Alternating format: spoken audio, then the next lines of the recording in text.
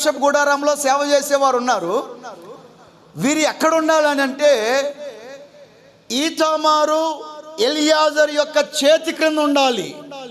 మీకు చదివితే అర్థమవుతుంది. సంఖ్యాకాండం 4వ అధ్యాయం 28వ వచనం. ఇది తొందరగా దిగేటట్టు లేదు కానీ తొందరగా చదవండి. సంఖ్యాకాండము 4వ అధ్యాయం 28వ వచనం. ప్రత్యక్షపు గుడారములో ఇది వారు పని చేయొచ్చు.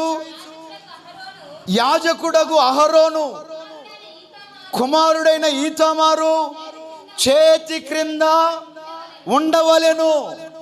ఇప్పుడు సేవ చేసేవారు, దేవుని ప్రజలుగా పిలువబడేవారు, నా దేవుని బిడ్డలారా, చేతి క్రింద మాత్రమే ఉండాలి.